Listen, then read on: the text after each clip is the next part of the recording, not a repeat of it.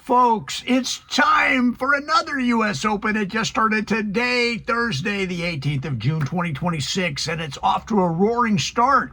But what about those hopefuls that tried to get in, not the longtime professionals, but the guy that you played with maybe at your local muni that's tried to get in and didn't make it? What about them?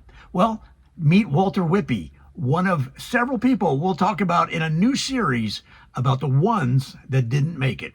Walter Whippey, DoorDash driver, Naperville dream merchant, missed final qualifying by one burrito. By the time Walter Whippey reached the 17th tee at his local U.S. Open qualifier, his phone had vibrated 11 times. He ignored the first 10. The 11th one said, "Customer says leave sushi by garage. Do not ring bell. Baby sleeping." Walter stared at it. His caddy, a retired gym teacher named Ron Two Belts Calhoun, leaned over. "Problem?" Walter slid the phone into his bag. No. "Food?" "Not now." "Is it hot food?" "It's sushi, Ron." Ron nodded. So no. Walter Whippey did not grow up dreaming of delivering dragon rolls to colonial split levels in suburban Chicago. He dreamed of Oakmont, Pebble, Shinnecock, Wingfoot, places where men in sweaters whispered near ropes and TV announcers said things like, he has such wonderful rhythm, instead of, your driver has left the order near the inflatable St. Patrick's Day leprechaun. At 29, Walter owned 3 pairs of golf shoes, one collapsing Honda Civic, a launch monitor held together with painter's tape, and a prized clipping from the Naperville Shop Right Now Press describing him as the next Johnny Miller, assuming he develops a short game and stops trying to hit every wedge like he's avenging a family insult. His father had framed the article. His mother had laminated it. Walter had carried it in his glove compartment for 11 years, wedged between registration papers and a Taco Bell receipt from a winter evening he preferred not to revisit. "We've all been there, Walter." "You're close," his father always said. "Close to what?" Walter would ask. "Whatever people are close to before they become insufferable," his dad replied. Walter played college golf at Northern Illinois, where he once shot 63 in heavy wind and caused his coach to stare silently into a pond for 9 minutes. Everyone said he had it. The hands, the patience, the strange ability to hit a 4-iron under a branch, over a bunker, between 2 geese, and onto a green, moving like a casino carpet. But mini tour life ate him like a raccoon attacking a wedding cake. Entry fees, motel rooms, gas stations, swing thoughts, rain delays, men named Colt, men named Tag with 2 G's, men named Preston, who owned nutrition companies and said, "my team," despite traveling alone. At 26, Walter quit professional golf for exactly 4 days. On day 5, he downloaded the DoorDash Dasher app. "It's temporary," he told his parents. His mother nodded. "Well, your Uncle Gary sold patio furniture temporarily for 31 years. DoorDash suited him, though, in a cruel way, as if life had hired a comedy writer with student loans. He could work breakfast, sneak in 9 holes at Naperbrook, deliver lunch, practice wedges behind an abandoned Kmart, handle dinner rush, and then spend late evenings on the putting green until the sprinklers chased him like angry civic employees. Chicago golf tests a man. 6-hour rounds, tee sheets booked before dawn, municipal fairways packed with corporate escapees in quarter zips, performing emotional surgery on every missed putt. Hurry up, sir. Let's go. Walter thrived anyway. He shot 65 at Cog Hill after a breakfast shift. He birdied 7 holes at Cantini after delivering pad thai to his former chemistry lab partner, now a dermatologist with a lake house and a doorbell camera. Walter? The guy said through the speaker. Yep. Man, wild. I thought you'd be on tour. Walter placed the bag on the mat. Enjoy the noodles. No tip, of course. That one stayed with him. The U.S. Open qualifier became his yearly pilgrimage into hope, humiliation, and the $200 entry fee arithmetic. He had missed by 4, missed by 2, missed in a playoff after blading a bunker shot into a woman's tote bag. This year, though, something changed. He arrived at the local qualifying site with 2 peanut butter sandwiches, 12 golf balls, 3 gloves. Ron met him near the practice green wearing cargo shorts and a bucket hat from a 1998 middle school volleyball tournament. You ready? Ron said. Walter nodded. Ron said, your left eye is twitching. Caffeine. Well, how much? Enough to taste Wi-Fi. He opened with a par, then another, then a birdie on 3 after stuffing a wedge to 3 feet. On 5, he holed a 30-footer across a green shaped like a sleeping turtle. Ron lifted 1 finger. 1 under. Keep walking like a tax auditor. Walter kept walking. By the turn, he stood at 2 under, tied for one of the advancing spots. His phone buzzed through the 10th fairway. New order, Portillo's, $7.25 guaranteed. He did not touch it. On 12, he hit a drive so pure, the starter said, mercy. On 14, a local assistant pro named Kip Fenderman made eagle ahead of him and threw both arms in the air like he had solved municipal zoning. Walter saw the leaderboard near 15. He needed 1 birdie over the final 4 holes. 1. He hit a wedge on 15 to 6 feet. Missed. Good stroke, Ron said. Do not say good stroke to me after a miss, please. Correct. Bad policy. Sorry.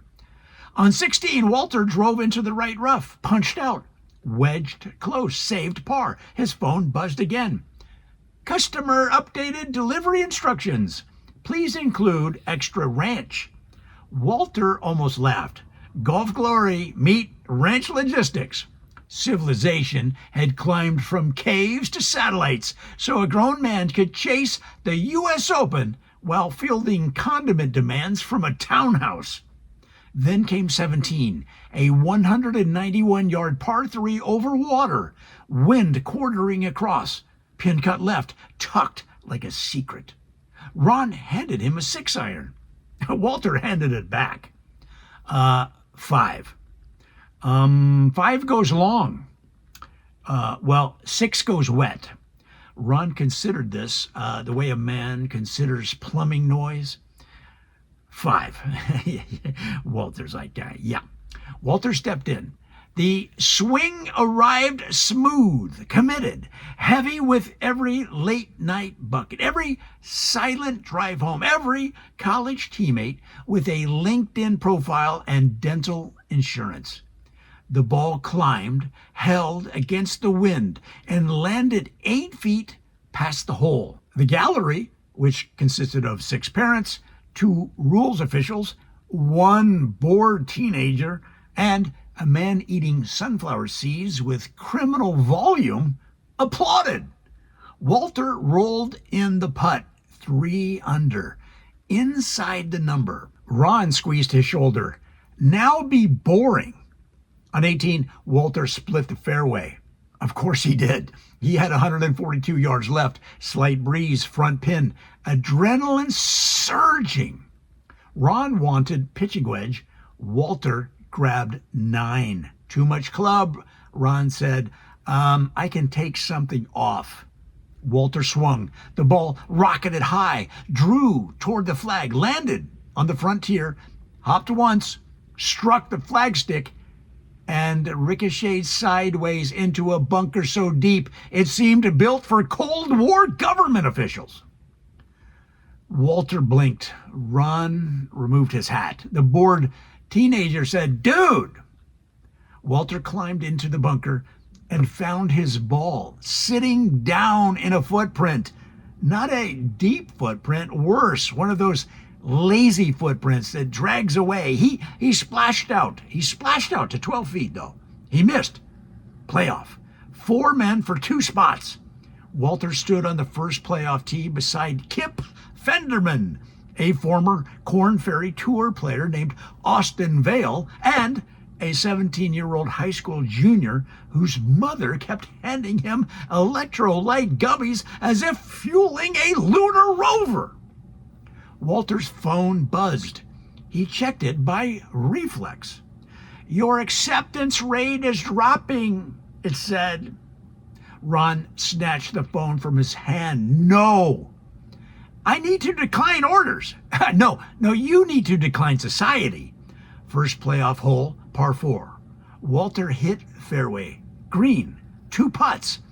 Kip made bogey after trying a flop shot over a bunker lip.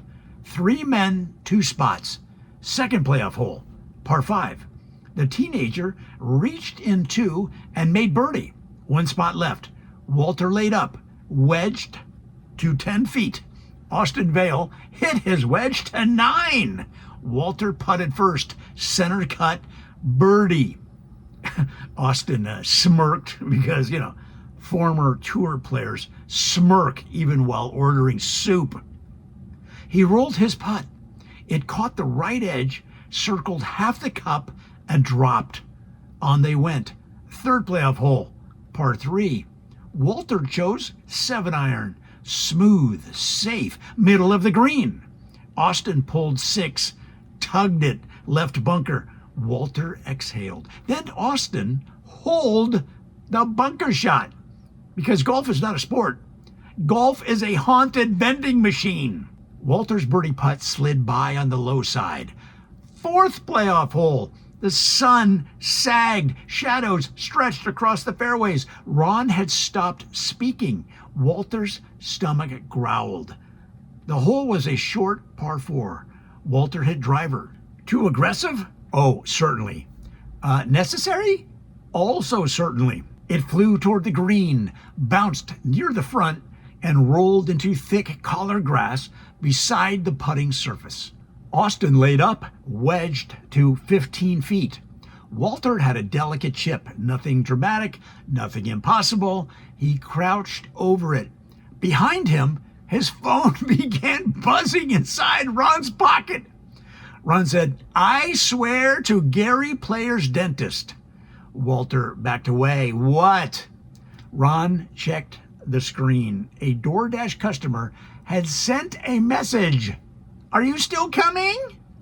Walter stared at the green. Austin Vale stared at Walter. The high school kid stared at his gummies.